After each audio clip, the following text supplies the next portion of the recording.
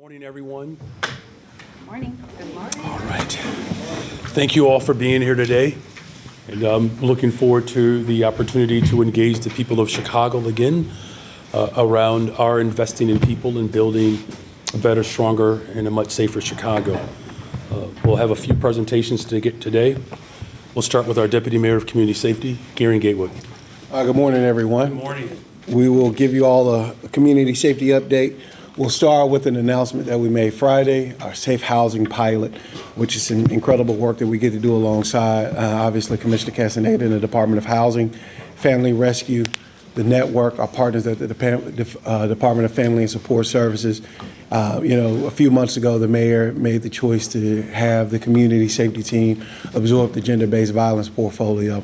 So as a part of that work, really making sure we center victims and survivors of gender-based violence, working with our partners in philanthropy, the Michael Reese Foundation and also the Crown Family Foundation, to put together resources to help victims of gender-based violence move to a different location and give them some of the protections that are needed and are necessary. So again, we're excited about that, and I know we announced this Friday, but it's an opportunity to really help victims of gender-based violence because that is one of the most important issues that we face in our city. We'll go to our next slide. I'm sure a lot of you saw this. April was our lowest number of homicides on record since 1962. But even thinking about from this last April to 5 years ago, we saw a 65% decrease. And that is a pretty monumental decrease, and not just the decrease in the number of homicides, but the impact that it's having on families throughout the entire city. These are people who are here with us and still being able to enjoy their lives. So that's just a testament to some of that work that happened throughout April and just throughout the year in general. We'll start to talk about that here as well, too. Where we are on our crime data year to date. Our violent crime is down 22%. That's our violent crime over the entire city.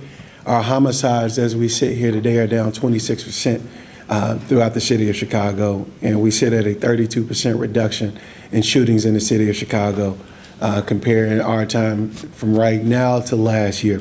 So we're seeing positive trends in our violent crime continuing to decrease across the city in all of these key areas.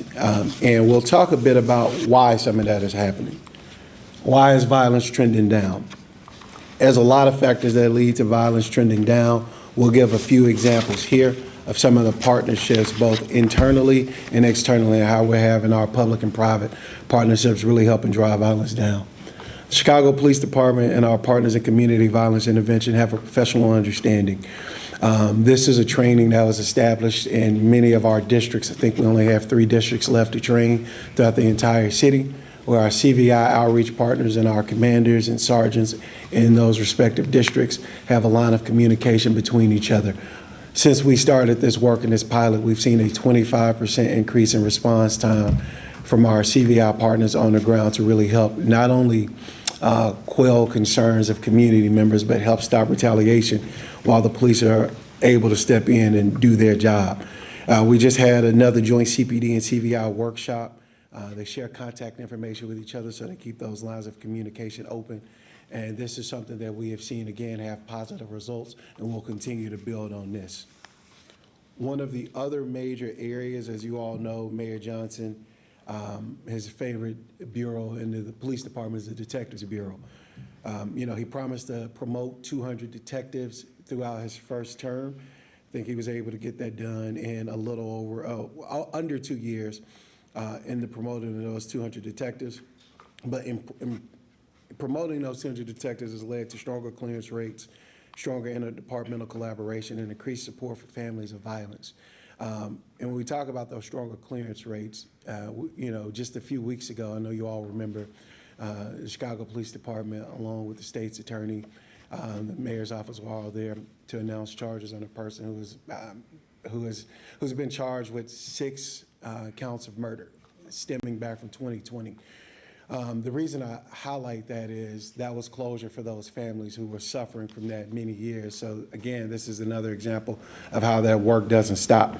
And while we talk about the clearance rates on homicides, the same approach that the Chicago Police Department and the Bureau of Detectives has taken to solving homicides a bit quicker, they're starting to use that same approach on non-fatal shootings as well. So we'll continue to see improvements in those spaces too. And one more key area that we'll talk about briefly is our community environment work.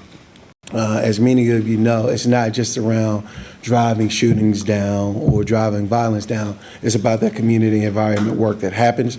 As you see on the screen, last year, we came together to clean 250 vacant lots across our 10 block groups in the People's Plan of Community Safety. We established a regular cleaning cadence that will obviously continue this summer. We also launched a Make the Right Call campaign to improve 311 awareness and have people understand which lines to call to get the necessary responses. Really quickly, just last year in our block group areas, we responded to 5,000 311 requests and got those solidified. And I'll give one more point and I'll pass it over to Commissioner Castaneda. Later this week, we'll be having our second tabletop exercise around large gatherings where we're bringing our city partners together with external partners, youth organizations, community-based organizations, to think about how we work together to help on teen trends and help each other in general with some of the violence we've seen in our city so we can continue on the trajectory that we're on. With that, I'll pass it over to Commissioner Castaneda. Thank you. Thank you. Thank you, Deputy Mayor. Good morning. Good morning. Good morning. I'm going to talk a little bit about green social housing, which has been one of the mayor's big points for affordable housing from the last 2 years. Obviously, why green social housing is needed is because we are in a housing crisis. A 2023 study from the DePaul Institute of Housing Studies cites a shortage of about 119,000 fewer affordable units than there are families in need. Right now, the single biggest way in which we are building affordable housing is through the low-income housing tax credits, or LIHTC, and that relies significantly on federal resources. In fact, LIHTC itself is a federal resource.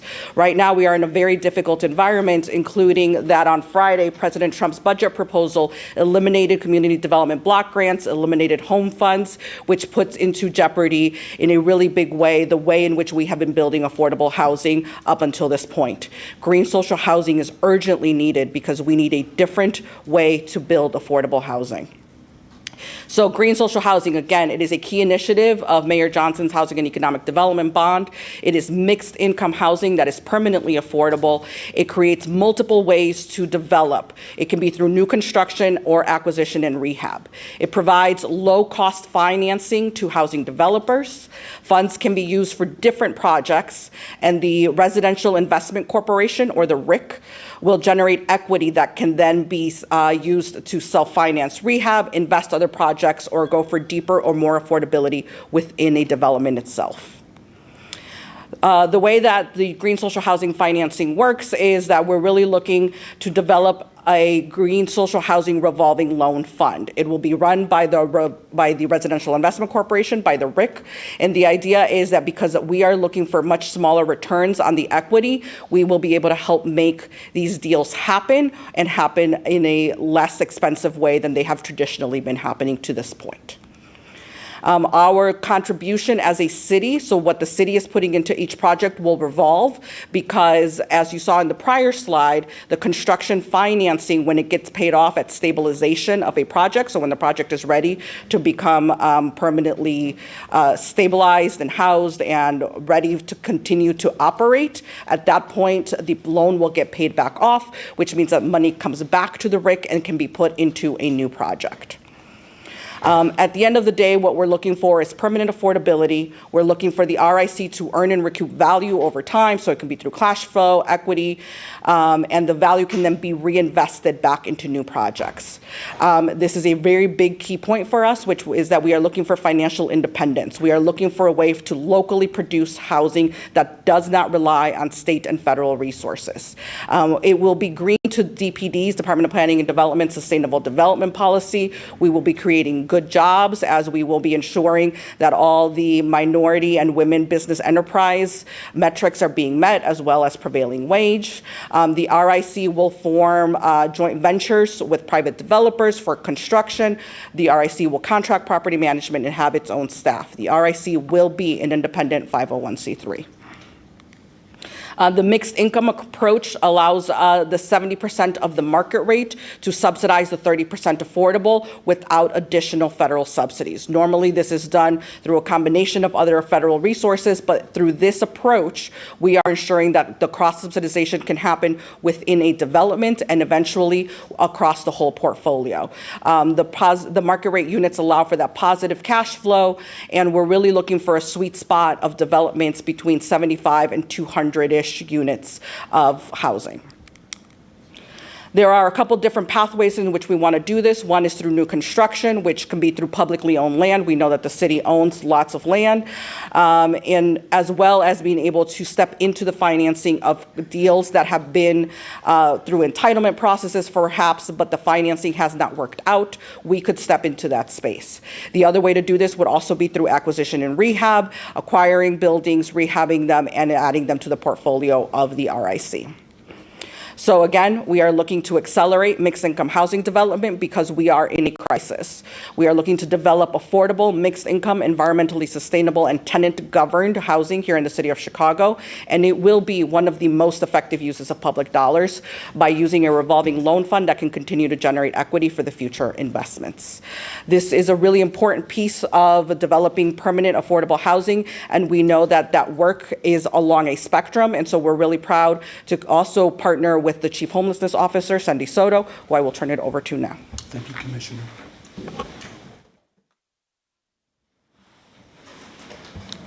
Thank you. Good morning, everyone. Thank you for being here. I have the pleasure to share with you the plans that we've developed to really encourage each of you, and I mean it, each of you, in our communities across the city to be part of the mayor's 5-year plan to end and prevent homelessness. I've had the pleasure to be in this role now for 1 year. I'm the inaugural Chief Homelessness Officer, and the office has been quite busy in this first year. It is officially the Mayor's Office of Homelessness, and we've been coordinating citywide responses on a number of different issues. One that's very common to everyone at the moment is the One System Initiative. We've been able to address family homelessness, those who have been waiting for shelter through 311, where no family is without shelter. All of our families have been sheltered. It's just a matter of minutes at times or hours before they can get placed to shelter.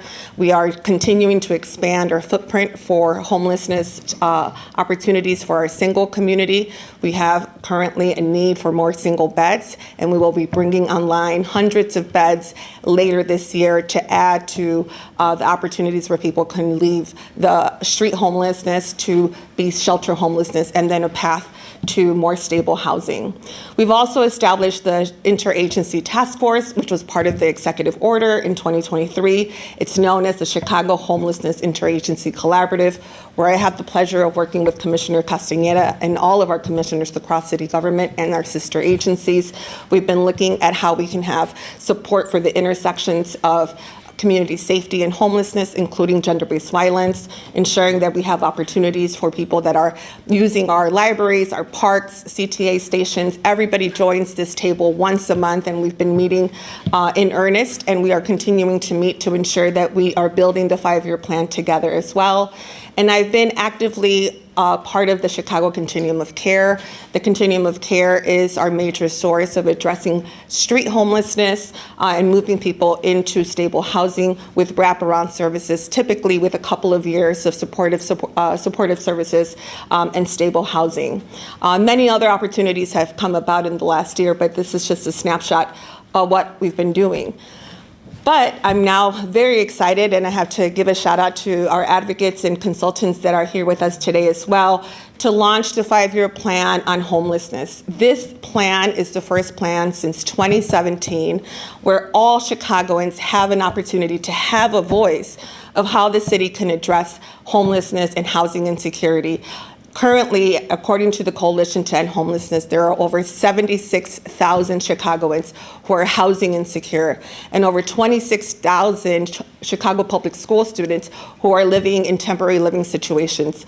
The issue, as the commissioner has noted, is at a level of a crisis, and we need to do something immediately.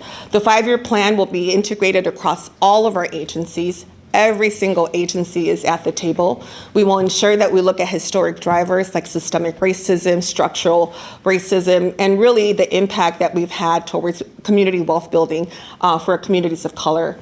We're going to center the voices of those most impacted. We're going to look at the whole continuum of housing. So it's not just those who are unsheltered, unhoused, but also how are they moving through the system, using our resources that are being made available through opportunities like green social housing or CHA vouchers and so on. We're also going to use a co-governance model. Currently, there is a 30-person strategic advisory committee, and on this committee are people with lived experience. They are paid for their time. They are paid for their talents. This is really the entire, it's a snapshot. It is hundreds of people who have already been part of this effort, and we need every single Chicagoan to be a part of it. We have the interagency task force. We have our 30-person strategic advisory committee. We have public, private, our philanthropic partners are a part of this. We've also instituted a public sector roundtable with our city, county, state, and federal elected officials and other appointed officials so that we can talk about how we can bring our resources together. None of this would be possible without the backing of the Chicago Funders Together to End Homelessness. They have not only funded my office, but they're also funding our efforts here. We have a strong consultant team. We have the Illinois Public Health Institute, Smart Policy Works, Rudd Resources, the Civic Consulting Alliance, and the Inclusive Economy Lab. And most importantly, every resident of the city of Chicago that wants to participate in this moment. And that includes you. We are really taking action here, and we need to build awareness, curiosity, connection, and transformation in this moment. We can do this together. Every Chicagoan can come together to build momentum and have real solutions that have a lasting impact. All of us care deeply of how the city addresses homelessness, and this is an opportunity and a call to action to join us. We are also focused on areas that have been historically harmed by housing instability. Those areas are Avalon Park, Austin, Back of the Yards, Inglewood, Humboldt Park, North Lawndale, Rogers Park, South Shore, and Westtown. We're providing additional resources and outreach and hosting focus groups in these particular areas, as well as throughout the city, but ensuring that the voices of people who have been most marginalized are at the center of this plan. This is how you can get involved. There are many, many ways. We have created a website. You can look at all of our strategic advisory committee members on the website, go to their organization, see how they're part of this mission. You can also make sure to complete the survey yourself. There's a link there, but there's a separate link as well if all you want to do is push the survey out. There's a QR code. You can put it on your website, social media channels. There's tons and tons of resources. After this moment and after we've completed our research and engagement process, we're going to provide an opportunity for the public to give us their feedback before this plan is completed and before we get into implementation. But there is not enough time here for all of us to ensure that we can get our voices heard and at the table. So throughout the month of May, we're going to be really promoting opportunities for people to be engaged in this process. We're going to be reaching out to all of our aldermen, making sure that they know how to reach out to their constituents and provide opportunities for them to be part of this effort as well. And with that, I'm just so proud to turn it over to the mayor who's made all of this possible, Mayor Brandon Johnson. Thank you, Chief Soto. Thank you, Commissioner Castaneda, our Deputy Mayor, Garen Gatewood, also joined by my Chief of Staff, Cristina Pasion-Zayas, to answer your questions today. The hope of all of this, and I know that was a lot of information, you all, but we're really counting on you, members of our press corps, to ensure that the people of Chicago are fully aware of how our investments are showing up for them, the opportunities that are available to them, and how we move forward collaboratively as a city. The coalition that we've built, the cross interdepartmental work that we're all doing to create stronger neighborhoods and investments for our people it's been a Herculean challenge, but it's one that we are up for. So with that, we're happy to answer any of all of your questions today. We're doing one question, one follow-up, and for ease, Mariah, after you get the question, pass it to Justin and then pass it back so I can get it over. Thank you, guys. Good. We got a statement last night from the Joint Civic Committee of Italian Americans criticizing the handling of the Columbus statue. You're a history buff. I know you've thought about these things a lot. What do you think the legacy of Christopher Columbus is? Well, look, I know that there has been a great deal of debate around how monuments and statues, reinforce conditions and trauma, but also for some individuals, it speaks to a legacy that some folks are proud of.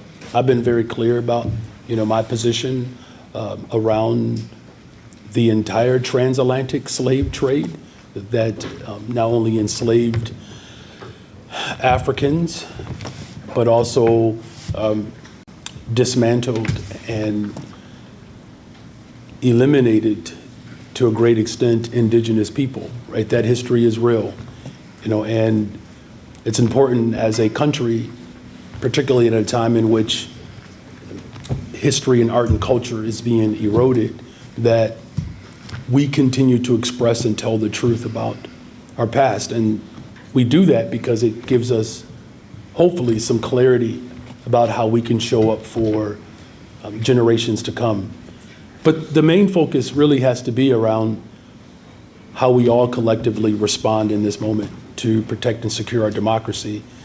This is also about, again, how we move forward. So, I'm happy to have a much larger,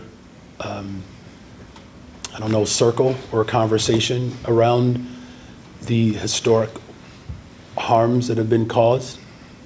And I think it's important as a city that we bind together around our collective story, which is the formation and the establishment of this city, a Black Haitian immigrant that opened up opportunities for immigrants around the world, and a Potawatomi woman. So a space in Chicago where descendants of slaves and immigrants can come together collectively to enjoy the greatest city in the world. Your administration faced criticism for the pro-Palestinian protest puppet that was on display at the Cultural Center, but defended it, left it up, kept it up there in that exhibit. What do you think are the differences between that exhibit item and this monument? Well, look, as we've discussed before, the way art is depicted for individuals to be able to express their political views, I'm not sure if that's a comparable argument. Now, of course, people can make that, but art in and of itself can be interpreted in many different ways. I've seen art with the American flag depicted in a noose tied around a Black man. Now, I've seen art where it depicts individuals on the bottom of a slave ship. Now, we do know that art doesn't just tell the story of a particular group, but it also speaks to those who have been responsible for some of these, or if not all of the acts that we are constantly debating. But I think what's most important here is that art and culture in particular is something that I don't believe we should erase. And we do have to make sure that our presentation is depicting not just truth, but the best part of our existence, which is our collective humanity. And that's what I'm focused on right now, is our collective humanity. And I know that there is a propensity for individuals to find these dividing lines. That's what the Trump administration is doing, just focusing in on the dividing lines. But I can tell you, all of Chicago wants us to address homelessness. All of Chicago wants us to address housing. All of Chicago wants us to address violence in the city. And that's what we're doing. That's what my administration is doing. These other matters, of course, sure, they can warrant some of our time. But when I talk to people, they ask me, Mayor, how much faster can we build affordable homes? Are there more opportunities for youth in workforce, particularly for our young people? How much quicker can we see these numbers and violence go down? That's what my administration is focused in on, and I'm going to continue to lead the way at a time in which the divisive nature of our politics and governance, that it doesn't, it's like yeast, where yeast can spread and rise. We have to beware of the type of yeast that spreads division and rises division, that we're going to spread something that is far more dynamic than the divisive tools that are being used right now. We're going to spread a collective response to how we show up for working people in this city. Thank you for your questions. Hi, Mayor. Do you have any advice, or have you spoken to DePaul President Robert Manuel ahead of his trip to Washington, D.C. to testify before Congress tomorrow on alleged anti-Semitism on campus? If you haven't spoken to him, what advice would you give him, having testified before Congress yourself? Well, I have not spoken to him, and, you know, as we move into the celebration of Jewish Heritage American Month, you know, our city has been on the front line of rejecting anti-Semitism. We were, if not the first, but one of the first major cities in America to, in very certain terms, condemn the attacks by Hamas against the Jewish people and against Israel. We will continue to, you know, affirm our position and show up for the Jewish community. You know, as far as advice, just tell the truth. Just tell the truth. On the tabletop discussions, how many more of those are you all going to hold? Is this the last one? And how are you logging suggestions that come out of those discussions to ensure they're not just going into a void? Are there any fresh ideas that you're going to try out this summer that have come up in the first tabletop discussion on mass gatherings? Deputy Mayor, would you like to address? Thank you for that question. So our team literally took every suggestion that was there. As we have our follow-up Thursday, we go from those suggestions to action. People who made suggestions, we want them to be a part of the work. We want people who can provide resources and support the young folks to come outside with us and actually help this summer. You know, we've had a history of, and not even in this group, because this group has been very good, a history of opinions without action. So we want action. We want people who can actually help us continue to drive violence down and continue to help young folks and people across the city. So we have our schedule for Thursday, and then we'll have a youth-focused tabletop that will be led by youth groups throughout the city that we're working on. And those will be the final two on that particular topic. But we have tabletops on other topics all the time, Lollapalooza, NASCAR, so on and so forth. But this is the first one that we've actually done that has included folks external to government to really think about the ways that we could work together and show up for the people in Chicago. And that's important. My, main objective and responsibility in this moment is to continue to bring people together, to build the coalition that's necessary to respond to all of these critical issues. And, Friday, I believe it was Friday, spent a good part of my day in the Second Ward, River North, Streeterville, a few of the neighborhoods there in Alderman Hopkins' ward, and talking directly to people who have very different opinions. In order for us to build the type of economy that's necessary, more homes, responding to homelessness, you have to have safe communities, right? And it's not the responsibility of just one entity. It's going to take all of us to do that. And there's a reason why violent crime continues to go down in Chicago. It's because we are taking the full force of government, a collaborative approach, bringing all perspectives together to ensure that we create safe and vibrant communities. Thank you for that. My question is for you, or maybe the housing commissioner. So my understanding, and I think you guys have expressed in briefings on green social housing, that at least in the near term, it works best in neighborhoods with high market rate rents, right? Because that will allow you to subsidize the affordable rents. And I know you've received some pushback from aldermen saying, I don't think that this is going to help my ward. What's your response to that, that this is still needed? It's a substantial amount of money, right? It could be used for other programs. Why is this specific program needed in this moment? Well, I'm going to turn it over to our commissioner. Look, we need multiple tools to respond to all of the challenges that we have across the city. As you mentioned, there are neighborhoods where families who have been indigenous to those communities are being priced out. Our chief of homelessness, Soto, just put up Austin and Humboldt Park in particular. If you look at what's happening across the country, where the average price of a home in New York, for instance, is $1.1 million, the average price of a home in Los Angeles is anywhere between $800,000 to $900,000. Now, in the city of Chicago, you can still find homes between $275,000 and $350,000, but for some families, that is still out of reach. Rent at the time in which my wife and I had our first child, I think we were paying $675 in Humboldt Park. There are folks who are still aghast when I tell them that, but 2 bedrooms with a washer and dryer in Humboldt Park, $675. I tell you, I mean, if we could have a situation like that, that could make a difference for our train operators and our bus operators and our young families. And so this is yet another example of how we cannot rely upon the federal government to come and do the right thing. And so we have to have a tool in place that creates affordability across the city. Here's what I'm also saying, that in the midst of division, there's been a lot of talk about the hyper-segregation of our city. Creating affordability across the city allows for families who have been historically concentrated in one particular area could now experience Chicago in a neighborhood that is not necessarily historic to that particular people group. That should be a good thing. Commissioner?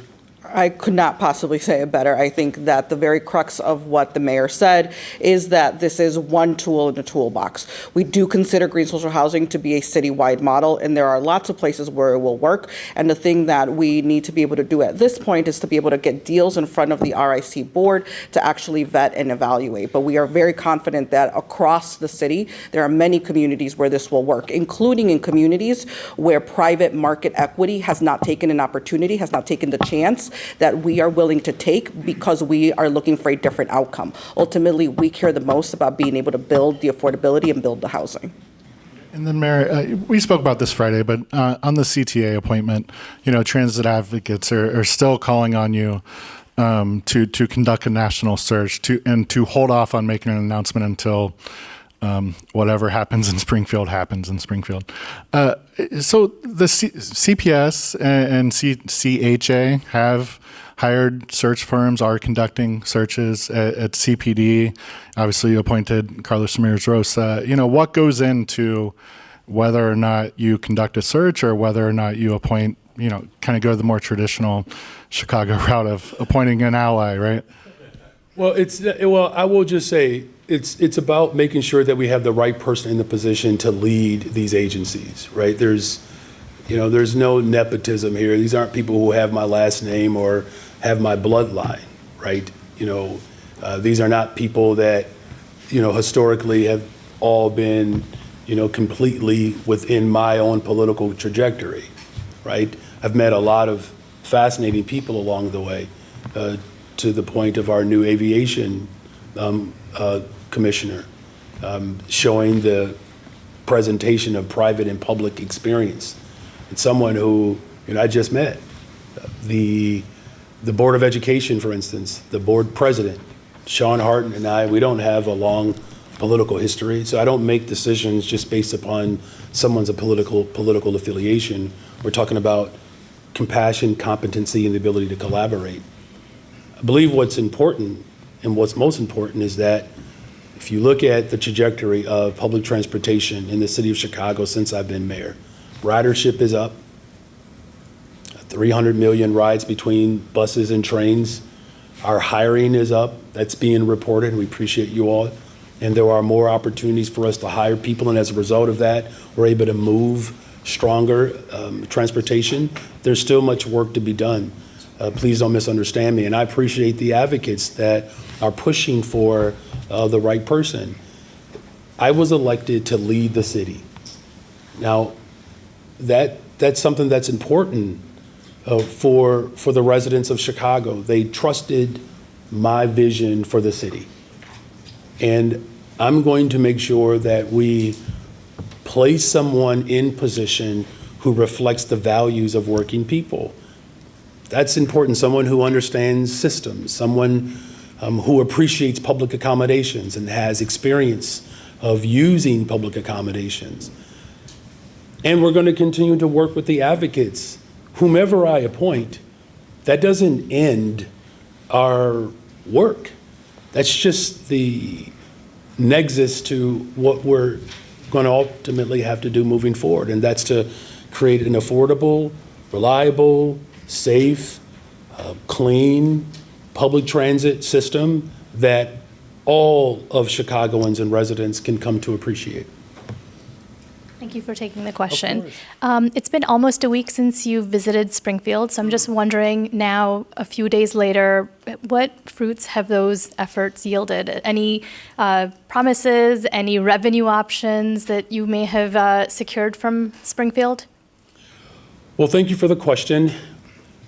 Our work in Springfield did not begin last week, so I just want to make sure we name that. We've had ongoing conversations with the Senate President, the Speaker of the House, and the Governor and his team, along with other leaders of the General Assembly, and we appreciate those engagements.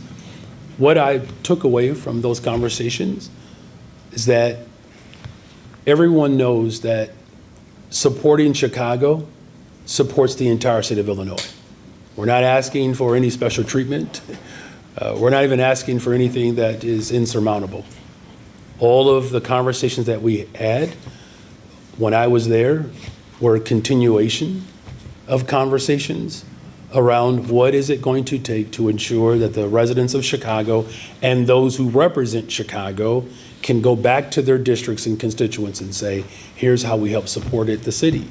And so our categoricals around, we don't want to see a reduction in those reimbursements, particularly around special education, bilingual education, and transportation. That's critical. All of Chicago benefits from those investments. We want those reimbursements to be at a higher rate, particularly at a time in which the federal government continues to attack our education system. The One System initiative, right? This is the outbreak of a lot of planning and work, our chief of homelessness, to ensure that that budget item stays there, right? I can tell you as a chief executive, just because you present something in the budget doesn't automatically mean it's going to be in there. So this wasn't going down to just ask for something that we've assumed we've secured. We take nothing for granted. And then our telecom and our surcharge. Did I miss anything else, Chief? CTA. Oh, and this is CTA and the transit. Look, 87% of the ridership, it's Chicago and the region. Right now, the distribution of those resources have not matched what we believe is an equitable distribution. So we're hopeful, right? And we had a recent follow-up with the governor around our time together in Springfield. I will be meeting with the Senate President next Friday. Speaker of the House, same thing. We'll continue to have these ongoing conversations, and we're going to remain hopeful that the city of Chicago will receive what is necessary for this particular moment in this session. You mentioned that what's good for Chicago is good for the state. Yeah. Chicago is also seen as an economic engine for the Midwest, but its growth rate isn't as as fast or as it doesn't grow as rapidly as some of the other cities around the country or around the globe. One of the things I'm curious about is, as you're looking at the city's finances and various policies, can you talk a little bit about, what your perspective is on making Chicago competitive in terms of residents, businesses, investments, as you're competing in a global environment? Yeah, well, one of the things, though, that I think it's worth discussing is that, to your question, thank you for the question, is that look, we're the top relocator for corporate headquarters anywhere in the country. So we are quite competitive in that regard. I believe it's 12 years in a row now. Mm-hmm. We were voted the best big city 8 years in a row, the most diverse economy. Not one particular entity of our GDP comprises over 14% over the overall GDP, the world's fresh water, our transportation hubs, best universities, top labor force. I believe that in terms of what we are experiencing right now, we are in the midst of that transformation that I've been talking about. So you look at the numbers for hotels and hospitality. Our occupancy last year was almost 70%. right? The revenue generated from our downtown hospitality, we're already, pushing past pre-pandemic numbers. We're building affordable homes downtown with the repurpose of our office spaces. So what's happening in the city of Chicago right now is that we are moving out of that very traditional, stoic form of governance and operation, and we're becoming far more nimble and flexible. It's like, I don't know, maybe to use a football analogy, we're not just simply running the ball and using our sort of traditional forms of an offense that, we have multiple receivers, we're in shotgun, moving in motion. It's just a far more innovative approach. And as far as population, we're going to get there. I have no doubt we're going to get there. And we're already seeing the turn. In fact, those who are coming to the city of Chicago, the ones that are repopulating the city, on average, I believe they're making $120,000 a year or more. And so as we grow in the life sciences, biotech, and our aviation and transportation hub continues to grow, the conservative number is 400,000 more people. And I believe we can actually, well, I'm saying that's how many more we can get in the city of Chicago. Look, I'm not going to predict when we'll get to 400,000 more people. I'm just simply saying that all of the signs are showing that there's growth. And as we continue to attract more businesses and more public events, Beyonce is coming to town. If she was here for 5 days, I believe she would close our financial gap. She would. I mean, she's just there. Beyonce, if you're hearing me, stay 2 more days. We need the revenue.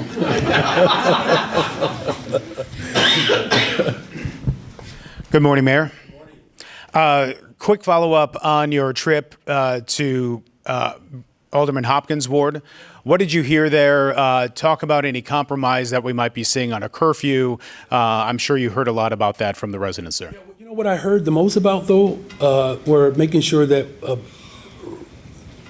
community groups can plug into the work that we're doing, and they want to know how else can the city of Chicago be supportive of their particular efforts. So things as, as Chicago as community neighborhood festivals, where, I got to get on Chicago a little bit. These events, these neighborhood festivals, there is a recommendation for a donation for these events, right? These are not Chicago-ran events. These are neighborhood events, and those donations are going down. So Chicago, when you go to these neighborhood events, I implore you, if you want to continue to see these events grow and remain, there's one coming up June 14th, 15th, in the second ward. It's been around for 50 years, and the donations have just gone down, right? So we're encouraging people to donate. These events mean something to you, these concerts and food and activity.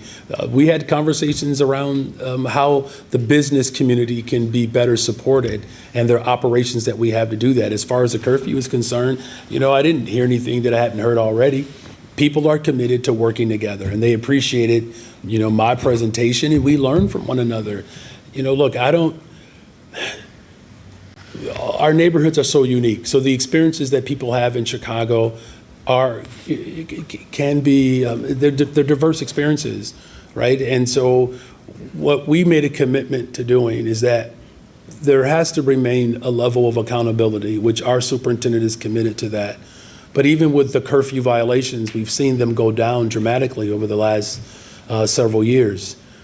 What they also talked about was ways in which we can sharpen our collaboration, and that's something I'm committed to doing. If there's one thing that I've learned over the last 2 years is that, I have to spend even more time with different, respective community groups. So that's what, came out of our discussions, and we'll continue to have them as we build safer communities that work for everyone. The other part of that question was tomorrow's council meeting. Are we going to be seeing any type of action? I don't know what the committee has planned. I believe that they did gavel in or gavel out, but I'm committed to ongoing conversations. Second question, talk about your mindset when it comes to dealing with incoming disagreements, we'll say, from citizenry who you could do everything for and still will not be happy. When you have the job that you have, talk about where you are emotionally, mentally, when you're having to deal with that, but still working on their behalf. It's like being at the dinner table during Thanksgiving. there's general agreement around the menu and why we're celebrating and what we need. Sometimes there's a disagreement on who gets to make what. I can tell you there are a few family members that I wish they would stop bringing things to the Thanksgiving menu. I won't call them out today. I mean, look, this is the beauty about Chicago. You can have arguments and disagreements with people who deeply not only care about the city, but they want the city to succeed.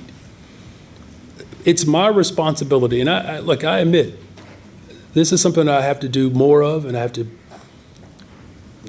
be even more strategic about how we have these community engagements. So many of you all know that I'm doing these lakeside chats, visiting senior homes. I visit high schools on a regular, consistent basis. I spend time talking to business leaders. You know, if I go into the grocery store, it turns into a town hall, which this is probably a shameless plug. Should I do it? WGN will be having a community town hall featuring Lisa Dent and Tamon Bradley. So I would encourage everyone to tune in tomorrow night, where the community can actually ask questions to me directly. And that's really what I'm getting at. That's the beauty of this assignment and this job, to hear the diverse makeup of all of our residents. And what you're seeing, though, is, and I'll close with this, we're not having this type of success if we're not engaging people. Like, Mayor Johnson is not solely responsible for all of the success. No more than am I responsible for all of the challenges. But we are all responsible for our success, as well as overcoming our challenges collectively. That's why violence is going down in Chicago, because we're listening to people. It's why we have this new tool with green social housing, because we're listening to people. It's why we have a 126% increase year over year for more shelter beds, because we're listening to people. And there are some people who might fuss and yell, but when that conversation is over, we make a commitment to continue to show up for all of Chicago. And that is my responsibility. That's my reflection. That's what I'm going to continue to do. I'm going to do more of that. And if there's one thing that I wish I would have done starting 2 years ago, was to start off with town halls at WGN, where you can tune in tomorrow night from 6 to 7 o'clock. Okay, Mike. Okay, that's right, Mike. I'm sorry, Mike. I don't want to get upset. I do not want to get her upset. That's right. All right. The next town hall, ABC News. I was just going to say, my God. Yeah, let's keep plugging. Not for WGN, but anyways, back to CPS. As you know, your school board unanimously passed a measure resolution calling for either an interim superintendent or an interim or permanent CEO to have a superintendent's license. Obviously, there's a bill in Springfield that's kind of stalled. Should an interim have a superintendent's license? Because at this point, it looks like it's going to be an interim CEO. Yeah, you're right about that. Look, the most important thing here is, let me just answer your question directly.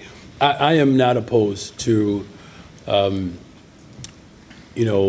approach to ensure that the leader of our public schools has a strong education background.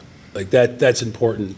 What we've seen historically is that we've had business leaders and others who don't have that connection. What I will say, just as a caveat to that, there are individuals who have taught at the community college level and have led at the community college level that could be available for positions like that, not just in Chicago, but around the country. And I'm saying that there are a number of individuals that have education backgrounds that understand my vision for our public schools that could lead the district.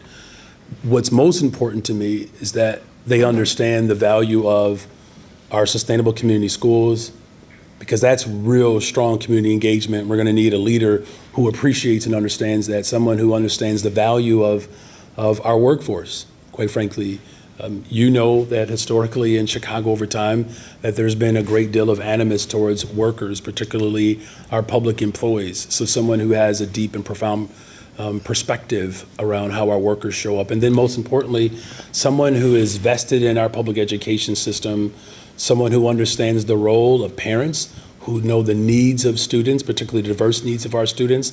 That's what I'm going to be looking for as we prepare for a new era in our public school system.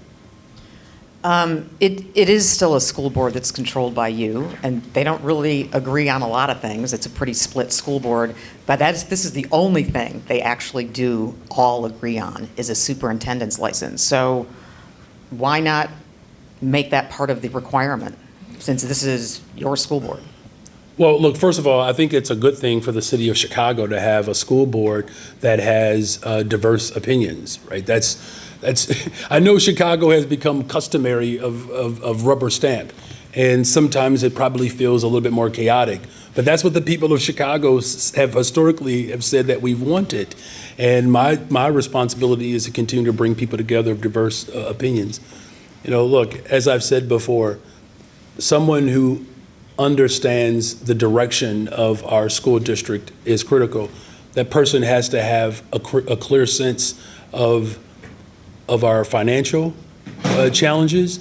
This person really has to have a strong commitment to working with my administration in Springfield, someone who has those type of relationships.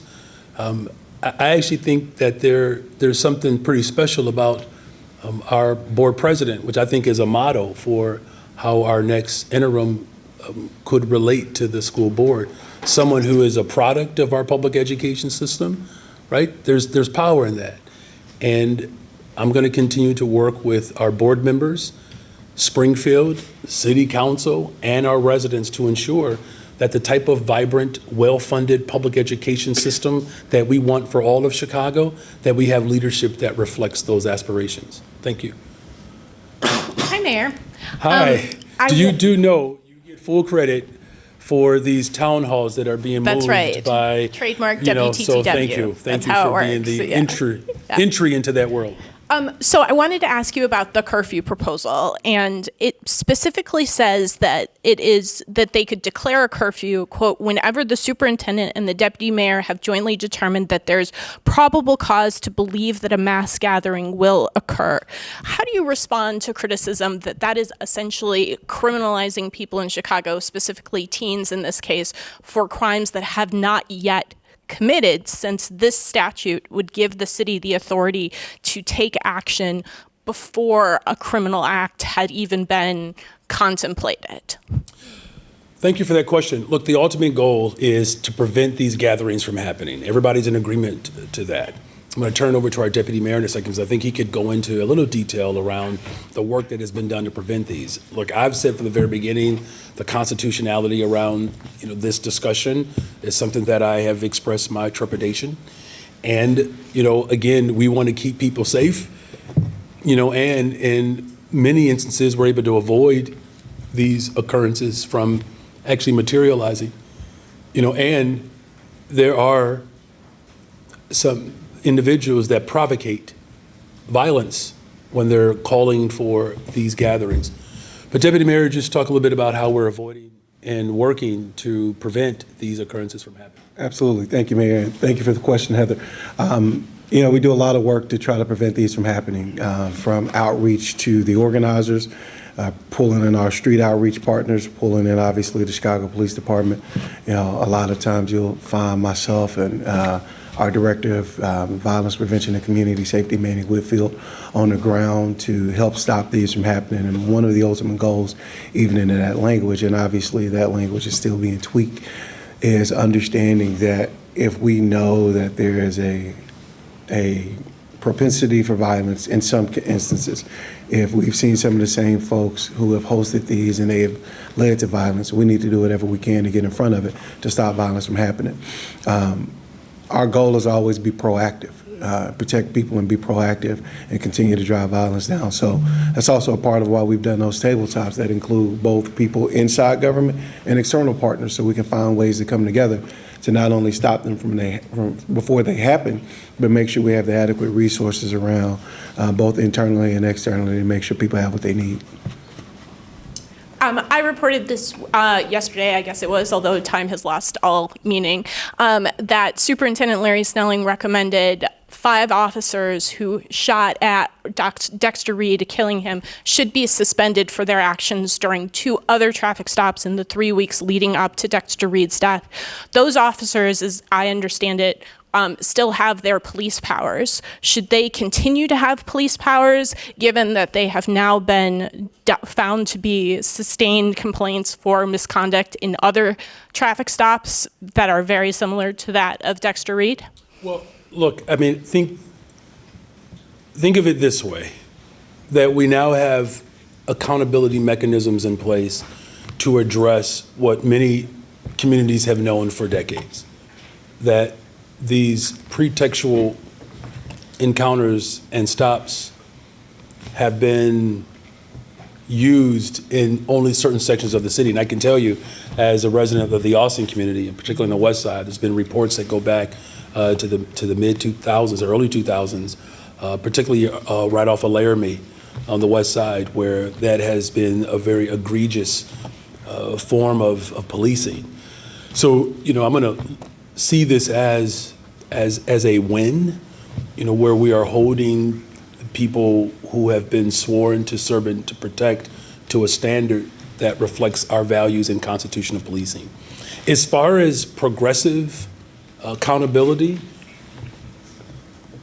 I do believe that there is room for us to have, you know, conversations about ensuring that the workforce of law enforcement fully reflects the values of our city. I won't rush to judgment on what, you know, progressive accountability could look like, but I will say that the mechanism that we have in place that investigates these type of interactions, and a superintendent who understands why it's so critical that the trust between law enforcement and community is maintained or restored or grows, that demonstrating a willingness to say, look, we're going to hold you accountable for these interactions, to prove positive to the people of Chicago that constitutional policing is the form of governance and that everybody has to embrace that.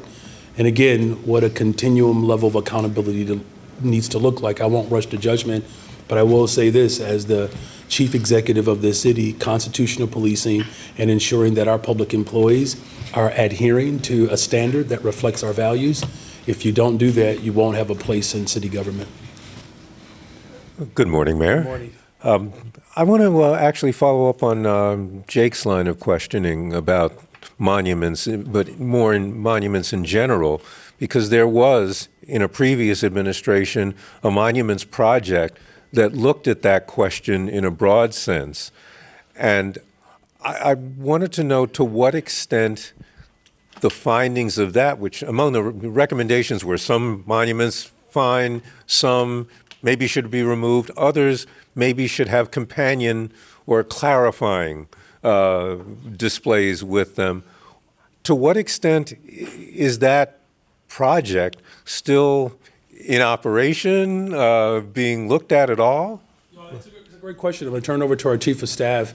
Look, this is, first of all, I'm impressed by the healthy form of debate and discord that we're experiencing in the city of Chicago at this time around how we reflect our values. And, you know, historically, there have been characters in our nation's history or the globe where there's been deference offered, and there has not been a real interrogation of their behavior and the manifestation of what our society consists of now as a result of those interactions. So as far as this table is concerned and the work that we're doing, I'm going to pass it over to our chief of staff. Yeah, so there was a grouping of individuals that came together, you know, to examine precisely this topic. A report was issued with recommendations, even looking at very specific monuments, inclusive of the one of note. And actually, that report guided what was offered up to community to be able to meet some of the demands of community members, but also still honor some of the findings and discussions around the complexity of that particular monument. So all of this was followed. It's not just sitting on a shelf. It's actually being utilized in real time as these particular issues arise. But now let me ask you a more theoretical version of this, not ignoring the Columbus statue. Applied here. Yeah. This is good. But,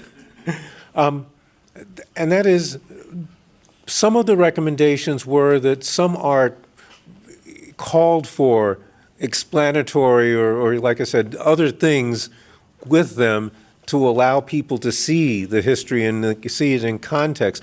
As a history teacher, what's your feeling about doing that, about adding to the displays? No, that's a great question. I know this is what Jake was alluding to as well. I do believe that there is some value of having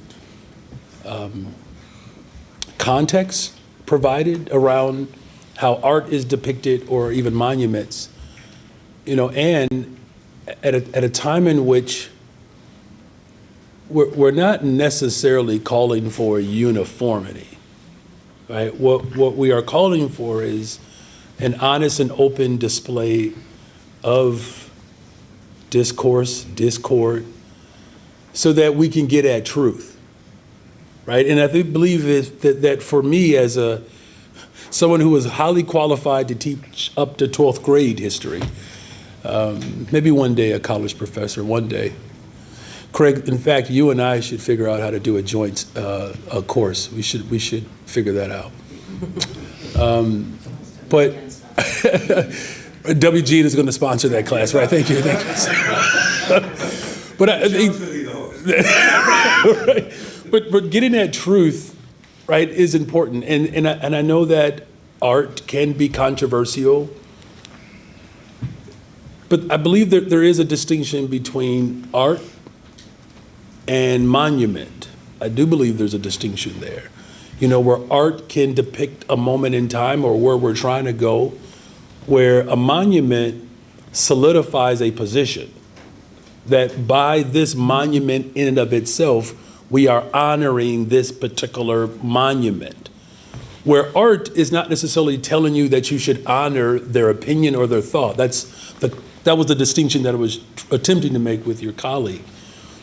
But the ultimate goal, as someone who has a love and a fascination for history, is that context does matter, and we also have to be very clear that even with context and the desire for other groups to be able to rally around their particular character, we cannot ignore what history has actually shown us or told us. And if we do that, I don't believe that's helpful for any particular group. I just believe that personally, that there's an opportunity for us to have a more thoughtful, open process, right? Because once upon a time, I don't even know who declared monuments to be moved into particular bodies of government or city hall. Now we have something that creates, again, a more collaborative approach.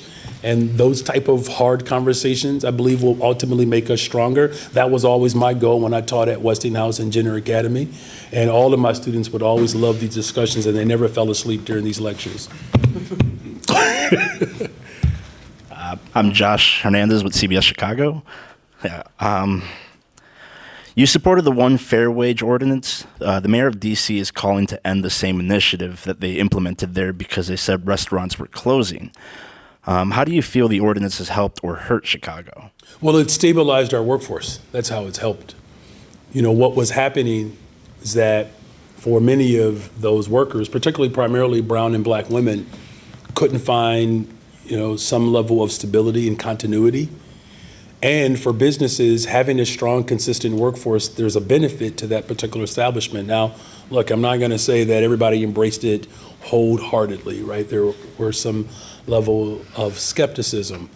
But as you can tell in the city of Chicago, one thing you know about Chicago, we have a plethora amount of restaurants. And I know there are restaurant owners that are working hard every day. I know that margin for a surplus is very small, and having a strong, committed, consistent, well-paid workforce stabilizes those institutions, and it provides far more continuity and certainty. It's something that we firmly believe in, and I believe that, other This is why Chicago is leading the way as the most pro-worker city in America, from paid time off, abolishing sub-minimum wage, but we're still attracting corporate headquarters. We're building affordable homes downtown. Our occupancy rate, particularly in hospitality, continues to go up. CPZ, we had about a month ago, the Chicago Cook Workforce Partnership brought in, oh my goodness, dozens of different hospitality groups. There were 2,500, I think that's a conservative number, of registrants there looking for jobs and getting hired on the spot. Our hospitality industry is second to none. And so I just hope that people recognize that if you have a good workforce, you're going to have a strong company in the business. Thank you. Good morning, Mayor. This is either for you or if Chief Soto wants to chime in, of course. Is this 5-year plan on homelessness based on any specific approaches or successes in other cities or places across the country? And can you elaborate on maybe how that was crafted? Yeah, no, that's a great question. I'll turn it over to our Chief Soto, but I will say, the business community and philanthropy, we could not have done this without, this partnership. And that's, again, the coalition that I continue to bring together around community safety and housing and homelessness. I've had great conversations with Mayor Dickens in Atlanta, Georgia, with Mayor Bass in Los Angeles, where they're confronted with these challenges. The lessons that we are learning from our own experts right here in the city of Chicago. Chief Soto, you want to add to that, please? Yeah, absolutely. That's a great question. Our approach is really a couple of different models. We are looking at community health needs assessments and how the healthcare system uses community health needs to demonstrate housing being a social determinant of health. A lot of our hospitals look at community health programs by addressing homelessness and housing insecurity to improve health outcomes. And we're also looking at racial equity impact assessments. There's a wonderful organization in Chicago, CUE, Chicago United for Equity. A lot of us have a lot of experience working with them. I was proud to complete the racial equity impact assessment while at the Department of Housing on low-income housing tax credits. So we're pulling in REIAs and CHNAs to ensure that we're looking at this work through a human-centered, health-based racial equity approach.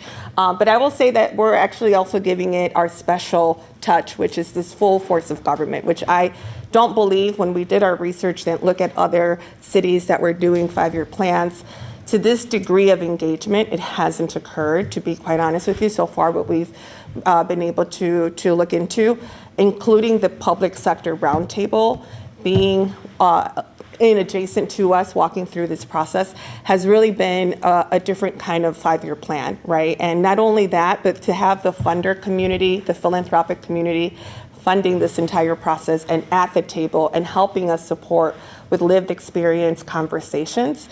I don't believe that the city or any other city, unlike ours, has this kind of partnership and commitment to address these issues. And a lot has to do with Mayor Brandon Johnson's commitment to this cause, that people are backing this effort in such a diverse way.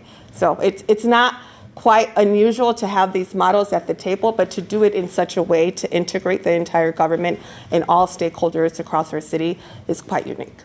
So if you could do me a favor, though, to all of you, really encourage the residents of the city of Chicago to go to our website and fill out that survey. I take this seriously as someone who has been an organizer. There's tremendous value in hearing directly from the people of Chicago. So I'm asking you, Chicago, get to our website, engage with this survey. This is something that's a top priority of my administration, to provide housing, permanent housing for our families. And of course, pointing out that it is a 5-year plan, if all goes well, what might Chicagoans see in terms of outcomes even 1 year or 2 years? Well, that's a great question. You're already seeing it with our One System initiative. I mean, this is a more innovative approach. It's a collaborative approach working with the state of Illinois. We responded to a crisis that we inherited. And, for many Chicagoans who have borne the brunt of disinvestment had to, quite frankly, were forced to be supportive. And, look, as much consternation and hardship as it has caused, we got it right. And we didn't, along the way, didn't do everything right, but we did enough right for it to turn into a One System initiative. And that initiative with Beds Now, and my chief of staff, she calls me every single morning, talks to me about what people are calling for overnight. And for the first time, I believe in a decade, we don't have a single family waiting for a shelter bed. Now, that's not the end, right? That's just the beginning. But if we know people in the city of Chicago, or families, and we're working to reconfigure our operations so that we can create more beds for single adults, we're already seeing that shift and that change.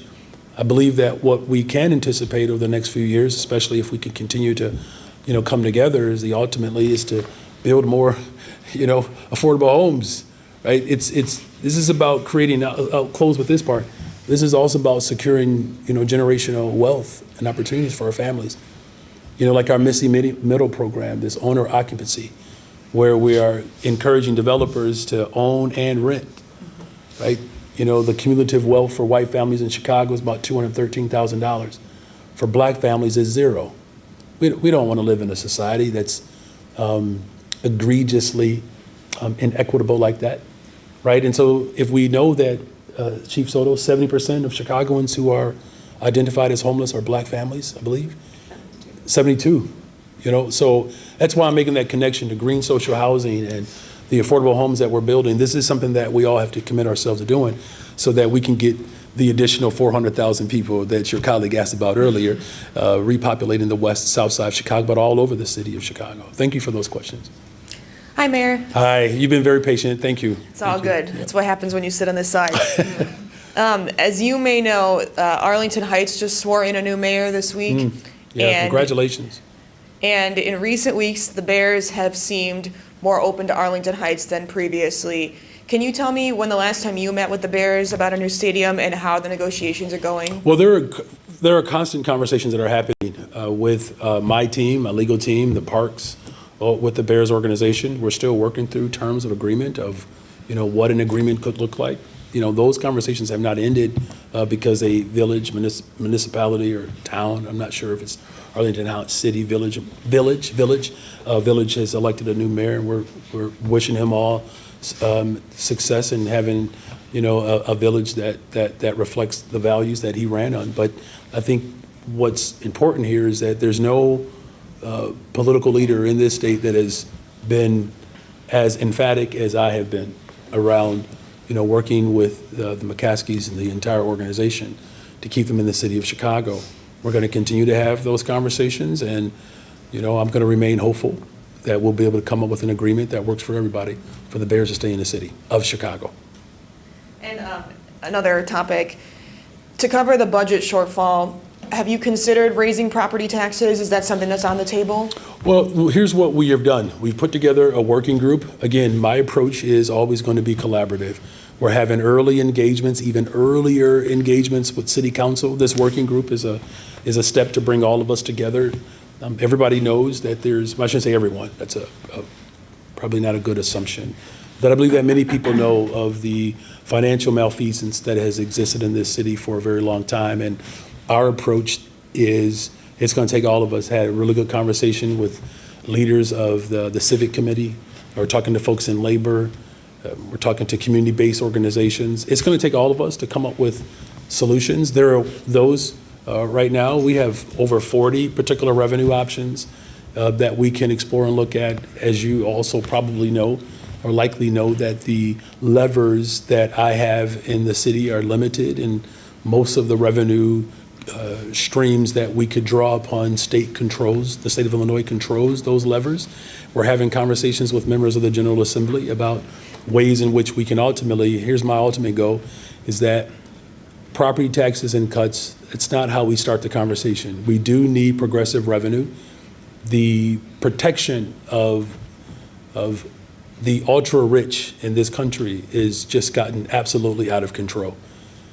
I just mentioned, that the cumulative wealth for many families, particularly groups of color, are far less than what, white families in particular have enjoyed.